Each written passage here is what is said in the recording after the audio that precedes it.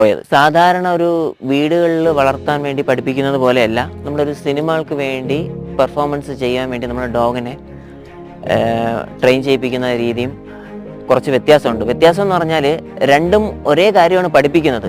എന്നിരുന്നാലും ഒരു പബ്ലിക്കായിട്ട് ഡോഗ് പെർഫോമൻസ് ചെയ്യണം, ഒരു പേടിയും മടിയില്ല. നമ്മുടെ അടുത്ത് ഇപ്പോൾ ഒരാൾ പറയുകയാണ് സ്റ്റേജിൽ കയറി ഒരു ടോപ്പിക്കിനെ പറ്റി സംസാരിക്കണം എന്ന് പറഞ്ഞു കഴിഞ്ഞാൽ നമുക്ക് കയറുമ്പോൾ തന്നെ നമുക്ക് പേടി കാണും, എന്ത് പറയാനായിട്ട് നമുക്ക് ചിന്ത. അപ്പോൾ അതുപോലെ തന്നെയാണ് ഡോഗിനെ സംബന്ധിച്ച് ഇത്രയും പേരുടെ മുമ്പിൽ, അതായത് നമ്മൾ ഷൂട്ടിങ്ങിന് പോകുമ്പോൾ എങ്ങനെ പോയിരുന്നാലും മിനിമം 10-100 പേരെങ്കിലും കാണും. ചുരുക്കി പറഞ്ഞാൽ ടോട്ടലി നല്ല ക്രൗഡായിരിക്കും. അപ്പോൾ ഈ ക്രൗഡിൻ്റെ മുന്നിൽ പെർഫോമൻസ് ചെയ്യണം. നമ്മളൊരു ഡോഗിനെ വളർത്തുന്നത് നമ്മളെ വീട്ടിൻ്റെ അകത്ത്, ആ മതിൽ കോമ്പൗണ്ടിനകത്ത് ഒരു ഡോഗ് എന്ത് പറഞ്ഞാലും ചെയ്യും. പക്ഷേ ഗേറ്റ് വിട്ട് കഴിഞ്ഞാൽ അവൻ പേടിയാണ്, ചിലപ്പം സിറ്റെന്ന് പറഞ്ഞാൽ കേൾക്കൊന്നുമില്ല, കാരണം അവൻ കൺഫ്യൂഷനാണ്. അപ്പോൾ സിനിമകളിൽ കൊണ്ടുപോകുമ്പം പല സിറ്റുവേഷൻസിലും പല സ്ഥലങ്ങളിലും ഡോഗ് ഓരോ ആക്ടിവിറ്റി ചെയ്യണം. അപ്പോൾ അവന് ആ ഒരു പേടിയും കാര്യങ്ങളും മാറ്റിക്കൊണ്ട്